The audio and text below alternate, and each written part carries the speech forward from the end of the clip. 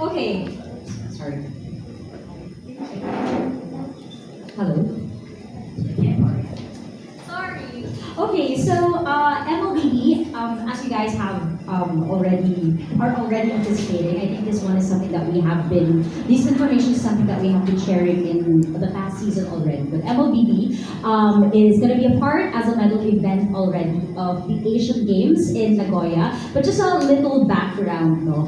In 2018, esports was introduced in the Asian Games, not Southeast Asian Games, but the Asian Games as a demonstration sport only. And then it keeps on growing. On 2023, it has been, esports has been a part of the competitions already, but that time we don't have MLBB yet.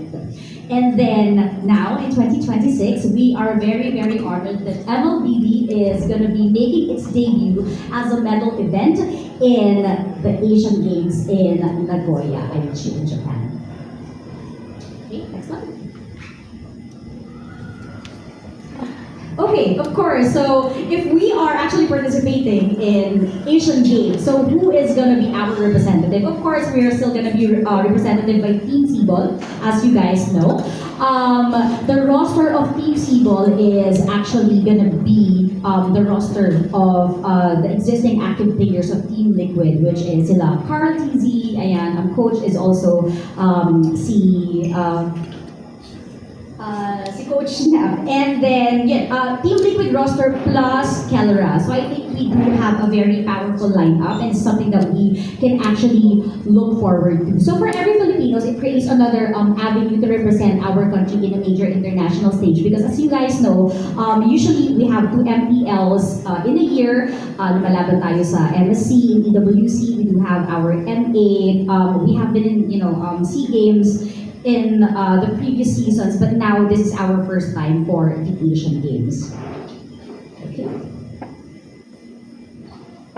Alright, so meron tayo also, speaking of, going to the world stage, diba? So, number one, of course, we have Southeast Asian Games, but there is also like a new development in terms of an esports product that we are also introducing. So, we are going to be having MCTC. So, this one, it's not directly, or it's not directly connected with Asian Games, but this one is connected more to MA. So for this one, this is a unified path for international glory. Meaning, as you guys know, the teams that are usually representing the countries in MA, usually nagagaling siya sa respective MPLs ng mga regions, right? But I think the interesting thing about this is that we have developed a new competition wherein we can actually qualify or open doors to other teams that are not part of franchise league. So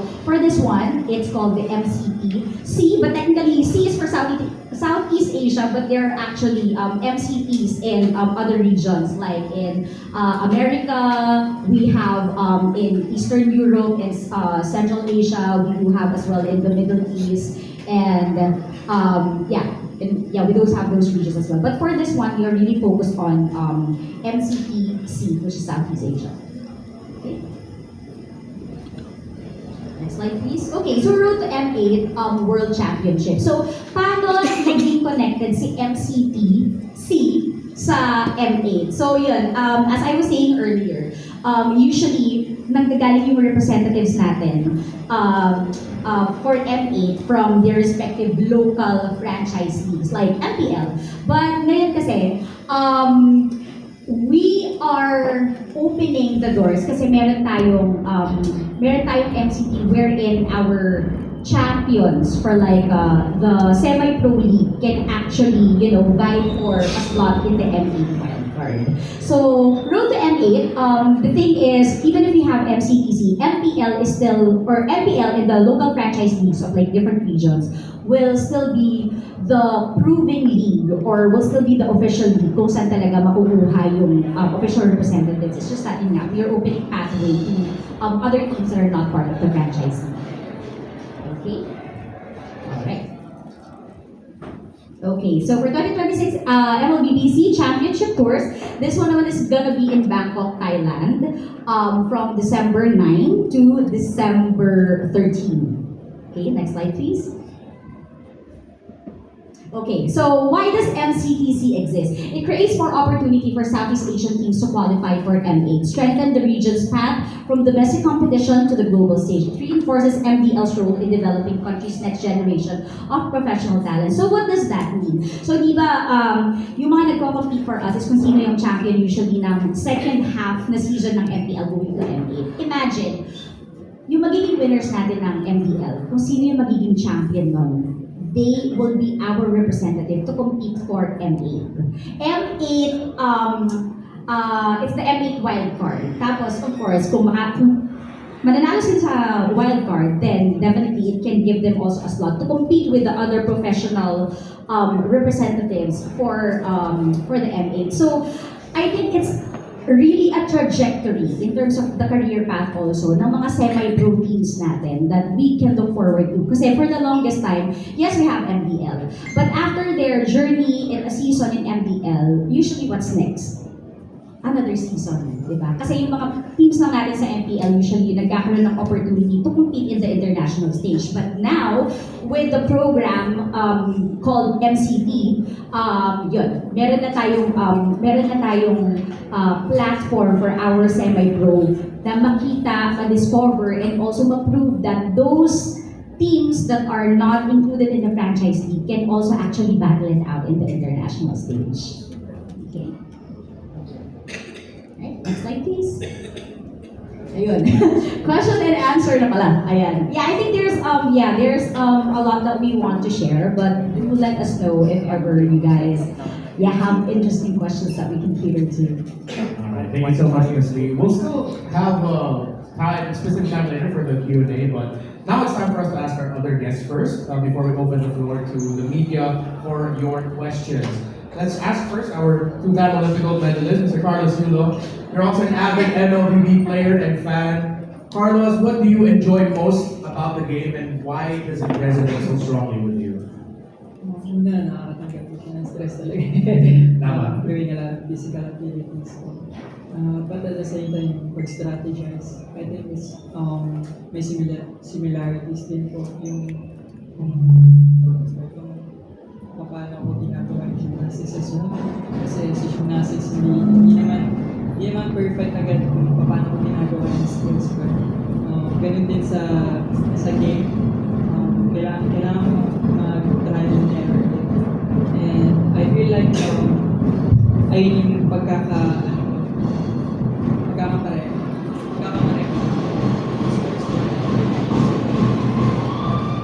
So there's a lot of similarities, I don't know, when it comes to esports, traditional sports as we call it, the strategies. Now, how do you see esports and the athletes who compete in it? So tingnan naman natin ngayon yung mga players mismo. Ano yung perspective mo sa kanila? Perception mo sa kanila?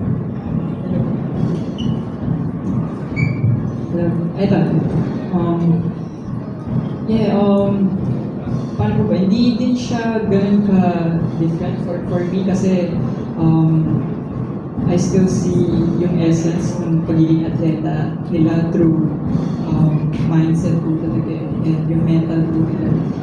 I know, siguro sa ibang tao or sa ibang atleta, hindi nila nakikita yung e-sport na physical pero like it's like really mentally tiring. And kapag over the times mo siya ginagawa, and it can lead to frustration as well and stress. And kaya ko nga din siya ginagawa to like really balance also.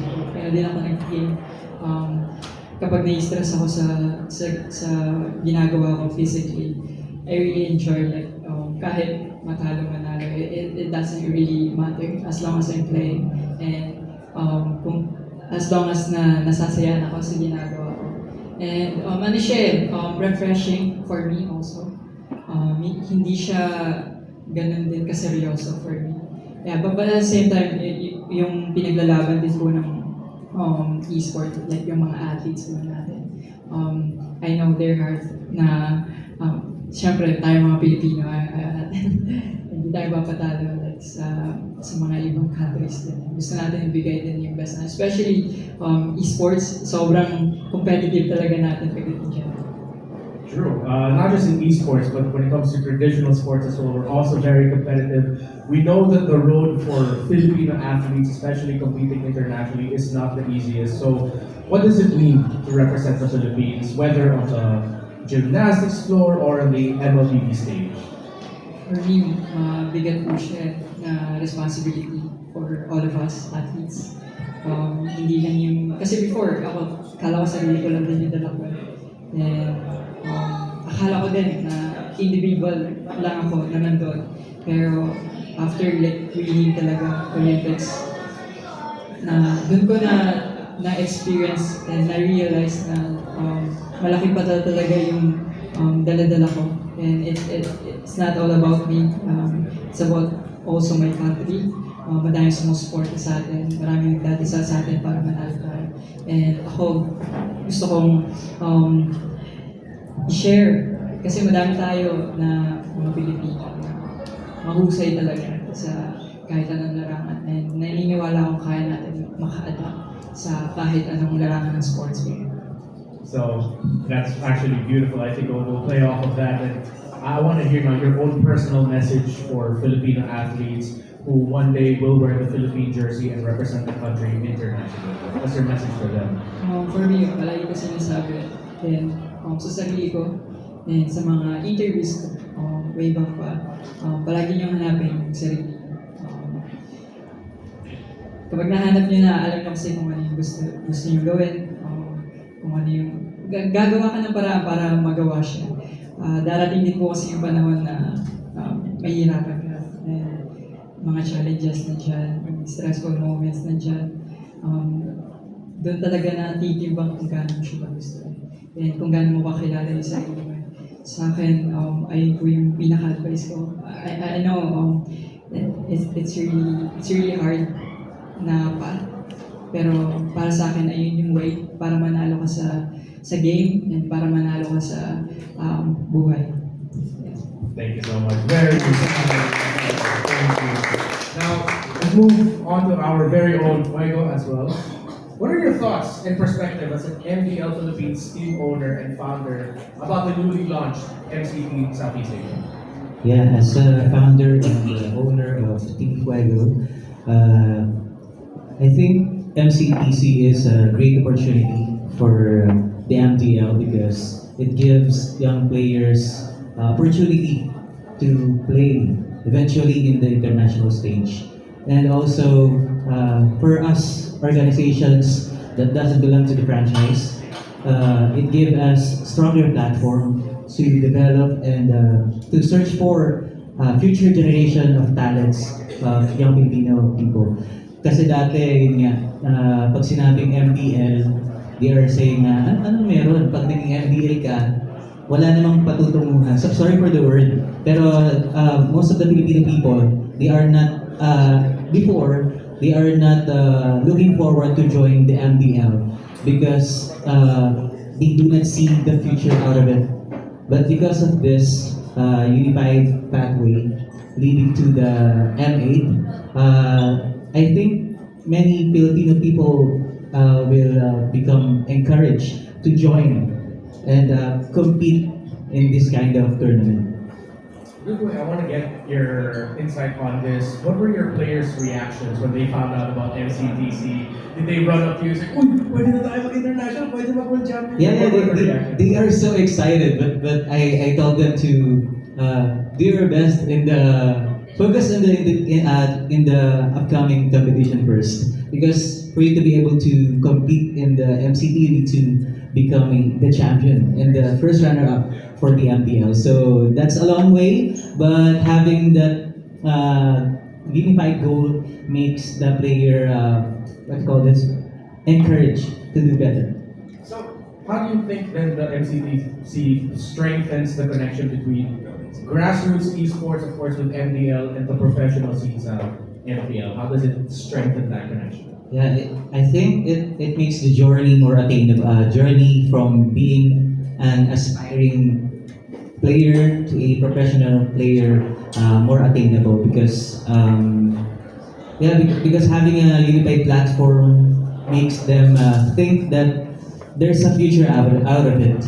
Same with the question before. So, yung mga players, may look forward na.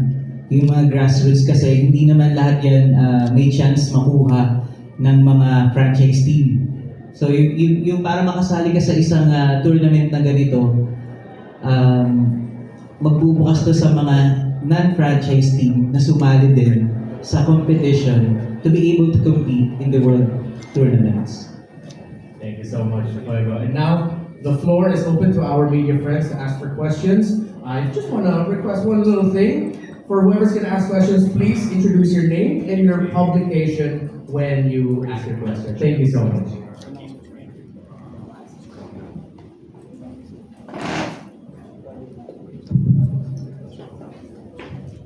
My question for Carlos. So I'm Jillian from One Sports Philippines. So my question is, you're one of the Philippines' greatest athletes, and Carl Pizzi is considered to be the GOAT of MLBB. So what are your thoughts on athletes like Carl Pizzi bringing the Philippine flag to the world stage? And do you think there are any similarities between his journey and yours? Ano po? Yeah, of course, of course. Siguro mahanay po ako sa mga katulad ng atleta. Nandiyan sila Adeline, sila Alex, sila Kuya EJ. Para sa akin, malaking karangalan din po yun. And also, mas maraming nakikilala na sports, especially dito sa Pilipinas, na akala din ng mga ibang countries na hindi natin kaya mag-produce ng mga ganong klaseng athlete na magagaling. So, yeah, it's an honor po also na mapabilang sa ganong lineup po.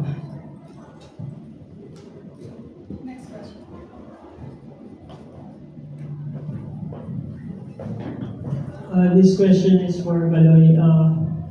We talked about earlier yung Asian Games, so can you give us some update on your preparation, especially now you will be sharing the competition with your brother? Right now we're preparing to our training camp then before going to Asian Games. Mauna po kami doon ng 2 weeks for training camp. And hopefully, maging safe. Ayun lang naman yung palagi ko din dasal po na sana ma-perform namin din yung ninanais po namin performance. And sana po makawin po tayo ng mga medals for the Philippines. Possible ba na makanood ka rin kaya ng MLBB Games dun sa Asian Games? Sana po. Gusto ko manood po ng other sports than gymnastics. Palagi na lang yung gymnastics na pakinggan ko. I'm happy to try po and to wanted to watch other sports as well. And if my opportunity, I will really support and cheer them. Last 2 questions from the floor. Kennedy Campbell from USAID. Ano lang yung role, Carlos, at least for Carlos. Can you share lang ano yung role mo in game? Ano yung nilalaro mo, favorite heroes mo? Role po. And siguro sa main character na gusto kong nilalaro si Carmilla, Turin, and Angela. And right now, medyo kay Kaja. Meron akong skin for si Melody. Si Melody. That's real. Related naman sa Asian Games. Gano'n lang ka-special na yun, sharing the stage with you. Of course, this is not our first time sharing the podium na. This is gonna be my second time. But this is the first time for us sharing the podium in Asian Games. So I'm really excited and hopefully makawi talaga ng medal, not just for us, for the Philippines. Alright, that's it for questions for now. Don't worry, we will get a chance to have one-on-one interviews later. Now, before we officially close today's program, I'm going to ask our speakers for maybe one final message, parting words before we say goodbye. We'll start first with Fuego, then Carlos Yulo, then Misty.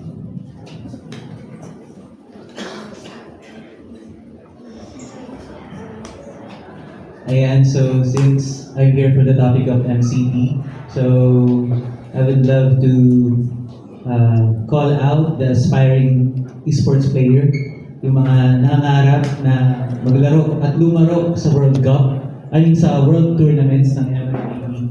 So, kung yun talaga yung pangarap mo, yun yung passion mo, just go for it because MLBB is making the journey more possible and attainable with the help of MCT. So, may maaabot ka kung ikaw ay mag-isikap pa lang. Kung gusto mong i-represent ang Philippines in the future, this is your time to shine like Carlos. Thank you, Carlos.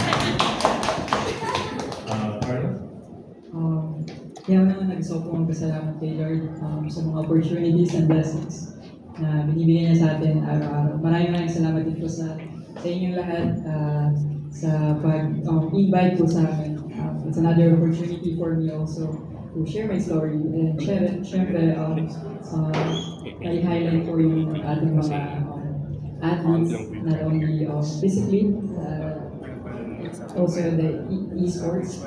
I know we can like really dominate in the future, especially marami tayong kabataan talaga na gusto matuto, gustong lumaro, and gusto makilala.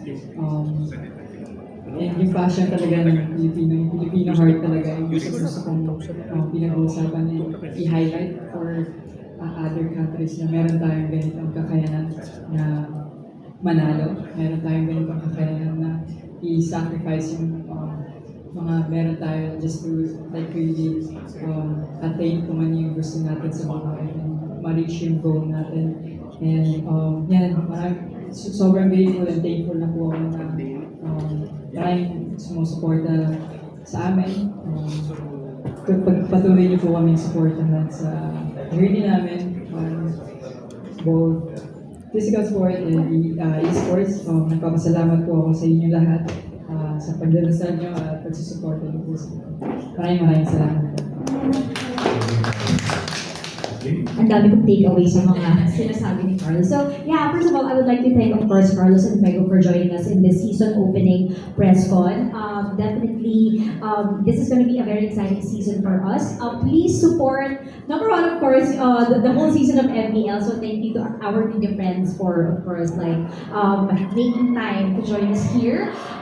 Also, of course, yung team na ipapadala natin sa Asian Games. It's also one of our milestones talaga because MLBB is also celebrating its 10th year anniversary this year. So yung milestone natin, nakasama na tayo as medal event in the Asian Games wearing the jerseys na nakalagay Pilipinas. So yung sinabi kanina ni Carlos na he feels like he prepared and he goes to the international competitions as an individual, pero mabigat pala yung dala niya. So, it's also the same thing that our MLBB athletes will be experiencing. They are not just gonna be known as their IGNs or their last names at the back of their jerseys, but they're technically carrying the pride of the Philippines. What's in front of their jerseys, right? And yeah, MCT Southeast Asia, that's gonna be like another exciting platform for you guys to look forward to. So yun, kasama yung